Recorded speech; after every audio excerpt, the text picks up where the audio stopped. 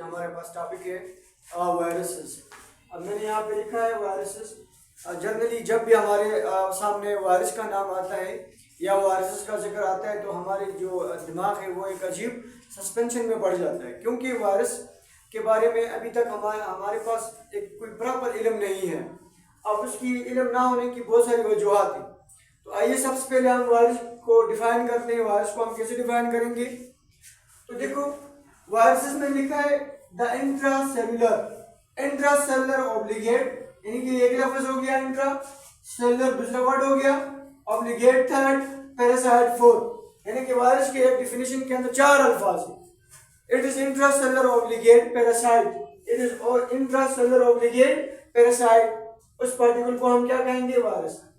एक ऐसा पार्टिकल, एक ऐसा जर्रा जो इंट्रासेलुलर भी हो, ऑब्लिगेट भी हो और पैरासाइट भी हो, ऐसे जर्रों को, ऐसे पार्टिकल्स को, ऐसे सब्सटेंस को हम क्या कहेंगे?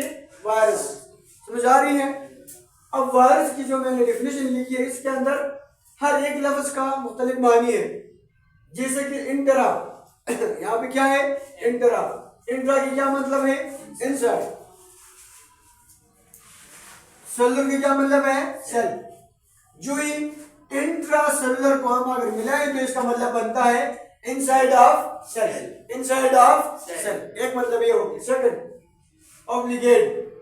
ऑब्लिगेट हर वो सब्सटेंस होता है, ऐसे स्पीशीज को हम कहते हैं जिसके पास do not having metabolic machineries, जिसके पास मेटाबॉलिक मशीनरीज नहीं होती है। मेटाबॉलिक मशीनरीज का मतलब होता है इनके पास सेल ऑर्गेनेलिज का कोई कंसेप्ट नहीं है। ये सेल ऑर्गेनेलिज इनके पास नहीं होती है। तो फिर अगर इनके पास सेल ऑर्गेनेलिज नहीं होती है तो ये मेटाबॉलिज्म कैसे करता है? तो आपने कहना है ये ऑब्लिगेट है, लेकिन ये हाईजैक करेगा। किसको? हाईजैक करेगा होस्ट के मेटाबॉलिक मशीनरीज को। तो वायरस जिस भी होस्ट को जाकर इन्फेक्ट करता है, असर करता है, उसी के मशीनरीज को अपने लिए अपने कब्जे में ले लेता है और अपनी मर्जी के मुताबिक उसके ऊपर हुक्म चलाता है। लास्ट वर्ड है पैरासाइट। पैरासाइट हम हर उस चीज को कहते हैं जो अपने फायदे के लिए दूसरों को क्या देता है? नुकसान देता है। Harms other organism. जो इसका पूरी की पूरी वायरस की डेफिनेशन का मतलब बनता है वायरस सेल के अंदर जाकर, सेल के अंदर इंटर होकर उसकी मशीनरीज को हाईजैक करके उसको क्या करता है? नुकसान पहुंचाता है।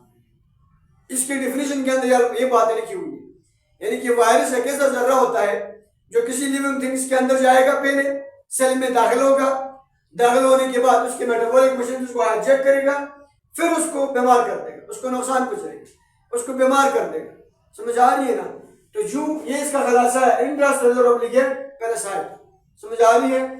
इसके बाद अगर हम लफ्ज वायरस की बात करें तो virus word is derived from venom. किससे निकला है?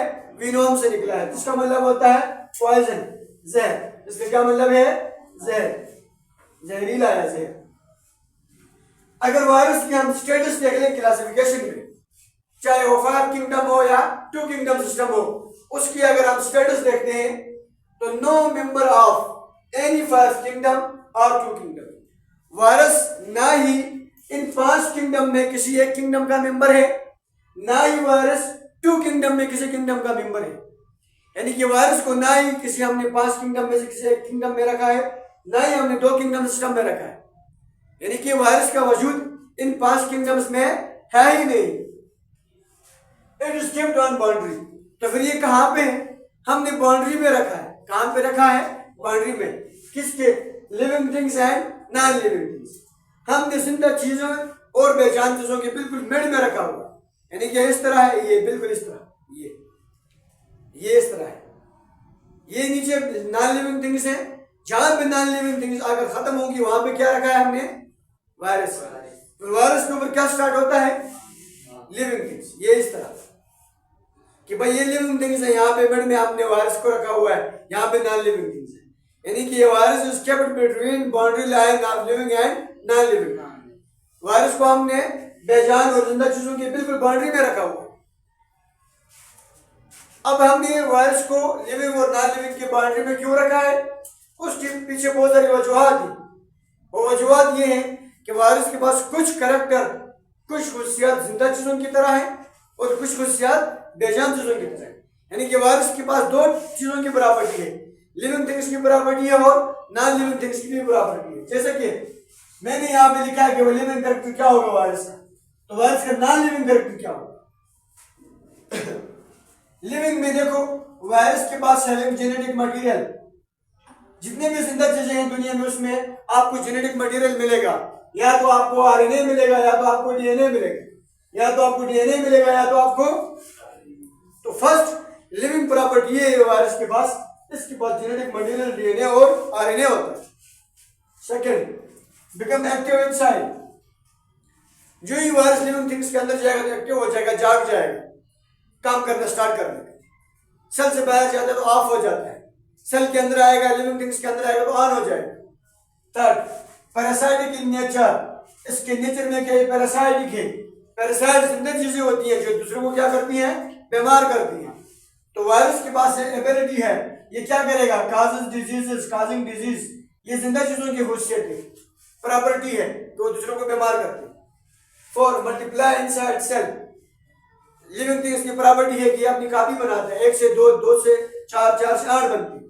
तो वायरस जब लिविंग थिंग्स के पास जाता है तो ये भी अपनी कॉपी बनानी शुरू करता है, जो कि लिविंग थिंग्स की प्रॉपर्टी है। नॉन लिविंग थिंग अगर आप देखो तो डू नॉट रिस्पायर, बेजान चीज सांस नहीं लेती, तो वायरस सांस नहीं लेता। डू नॉट एक्सक्रीट, वायरस कोई भी चीज को एक्सक्रीट नहीं करती, बॉडी से खारिज नहीं करती, बेजान चीजें भी एक्सक्रीशन नहीं करती। Third, become inactive outside of cell. जो ही लिविंग थिंग या सेल के बाहर जाएगा तो ये ऑफ हो जाएगा, ये पत्थर की शक्ल इख्तियार करेगा, क्रिस्टल की फॉर्म में आपको मिलेगा। Present in crystalline outside of living, समझ आ रही है ना? ये कहता है कि वायरस जब भी लिविंग थिंग्स के आउटसाइड चला जाए, वायरस जब भी लिविंग थिंग्स से बाहर चला जाए तो ये किसकी फॉर्म में आपको मिलेगा? क्रिस्टलाइन फॉर्म में, क्रिस्टल की फॉर्म में, छोटे छोटे जर्रों की फॉर्म में आपको मिलेगा, रेत के पत्थरों की तरह सरल फॉर्म में आपको मिलेगा। आप पहचान नहीं सकोगे कि वायरस है या क्रिस्टल, ठीक है? अच्छा, do not made up of cell. Virus की सबसे बड़ी खूबी जो ये वायरस को नॉन लिविंग में कंसिडर करते हैं, do not made up of cell. Virus cell से नहीं बना हुआ, लेकिन ये बिहेव किसकी तरह करेगा? सेल की तरह। क्लियर है?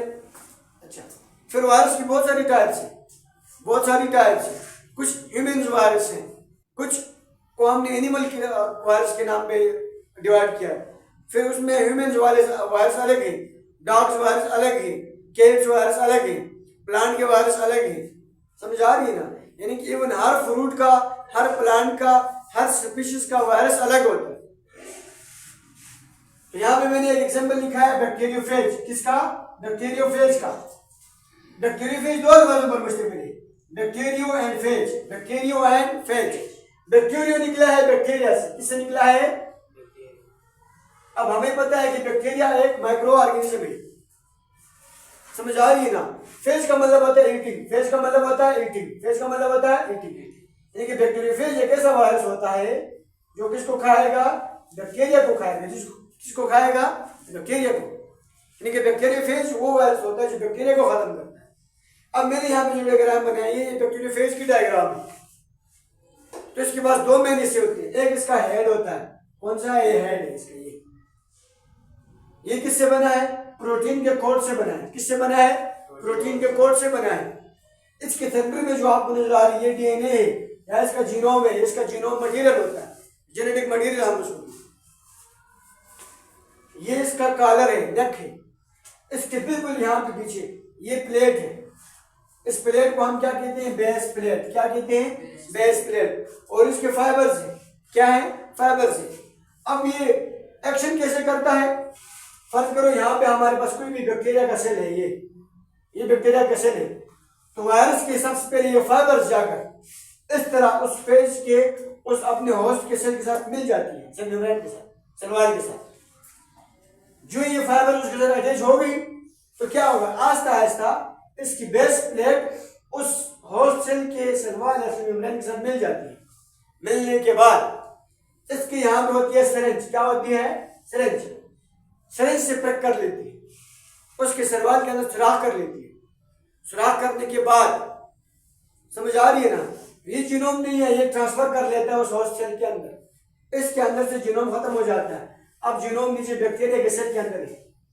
समझ आ रही है ना, यानी कि इसका मतलब है ये जो बैक्टीरिया का सेल था, ये होस्ट सेल था, ये अब बैक्टीरियोफेज ने इसको इन्फेक्ट कर लिया है, नुकसान इसको पहुंचा लिया है। अब ये जो वायरस का डीएनए या इसका जीनोम या जेनेटिक मटेरियल बैक्टीरिया के पास, जिस होस्ट के पास ये है, उसके जिस्म के अंदर ये मल्टीप्लाई होना शुरू हो जाता है, अपनी मल्टीपल कॉपीज बनाने। फिर एक वक्त ऐसा आता है इसके सेल को, ये होस्ट के सेल को ब्रश करके बाहर निकल जाते हैं बहुत सारी कॉपियां बनाकर। क्लियर है? Please like, share and follow for more educational videos.